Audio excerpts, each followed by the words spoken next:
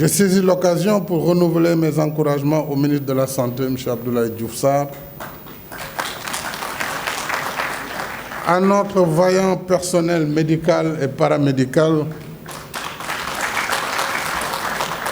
Et je disais, s'agissant du personnel médical et paramédical, au ministre de la Santé de renforcer les moyens de motivation pour la réactivation sans délai de l'ensemble des centres de traitement des épidémies, puisque la guerre n'est pas terminée, malheureusement.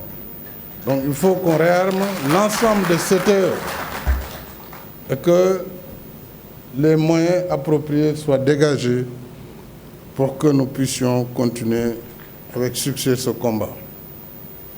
Monsieur le ministre de la Santé, il faut donc que la question de la maintenance de nos infrastructures soit une priorité, comme les nouvelles constructions.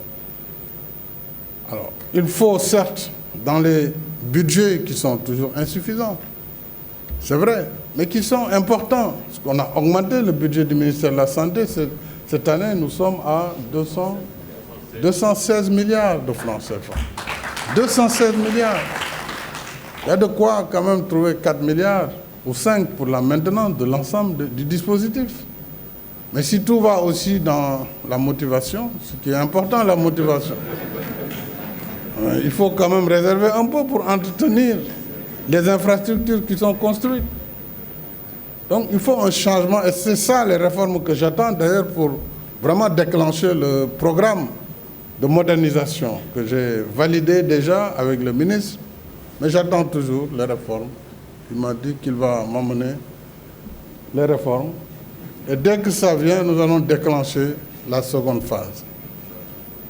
Alors, donc, merci professeur pour cela, et c'est pourquoi je salue l'idée d'une fondation qui va accompagner justement les pouvoirs publics, l'hôpital, mais toutes les bonnes volontés, je salue Sana Fares, vous l'avez cité, et tous les autres qui sont à vos côtés, et de façon anonyme, qui accompagnent, que cette action soit valorisée pour perpétuer en tout cas les investissements qui ont été faits dans le cadre de ce centre, de ce service, mais aussi de l'hôpital de Fann et au-delà de Fann, de tout le système hospitalier sénégalais. C'est pourquoi, encore une fois, je soutiens l'idée de cette fondation. Et à vrai dire, je sais qu'il n'est pas habituel de donner un nom, de baptiser un centre pour celui qui exerce la responsabilité, qui est aujourd'hui le professeur Seydi, mais vous méritez parfaitement que ce centre prenne votre nom pour l'exemple et l'initiative que vous avez donnée.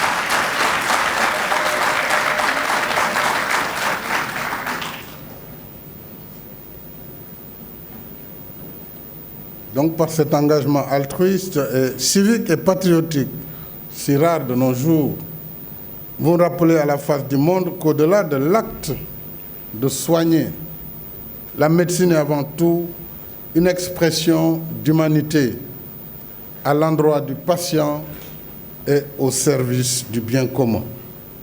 Je devine que la tâche a été ardue, c'est normal, difficile est le chemin. Votre mérite n'en est que plus évident, car selon une vieille sagesse, plus grand est l'obstacle, plus grande est la gloire à le surmonter. Je remercie également la firme Gilead. Je ne sais pas si je prononce bien parce que c'est en israélien, en hébreu, Gilead, c'est ça, la bonne prononciation, ainsi que notre banque vraiment partenaire, la Banque islamique de développement. Et je demande à M. Sow de transmettre ma reconnaissance au président Hajar, qui est un de nos meilleurs partenaires. L'État ne pouvait être en reste pour un service public qui relève avant tout de sa responsabilité. C'est pourquoi j'ai tenu à ce que l'État participe à la réalisation du projet pour le budget restant qui est de 1,5 milliard. En réalité, il est impropre de parler ainsi puisque tous les partenaires, en dehors des dons qui sont faits, ce sont des crédits à l'État. Donc c'est l'État qui s'endette pour faire. Mais au Sénégal, on a l'habitude, nous remercions la Banque mondiale, nous remercions la Banque islamique, nous remercions. Ce sont nos partenaires. Mais tout ça, c'est l'État. C'est l'État qui paye la dette. Hein. Donc, mais il faut avoir des partenaires qui nous accompagnent, qui surtout accompagnent la célérité, le fast track. Ce n'est pas évident, parce qu'ils ont des procédures également qui souvent font qu'il y a des exigences de passage, etc. Donc ce que je dis là n'enlève à rien, mes remerciements à la Banque islamique, à Gilead qui a fait ce don, mais je veux simplement qu'on comprenne que quand il y a des financements, c'est d'abord des financements de l'État. Il faut que les gens le comprennent ainsi.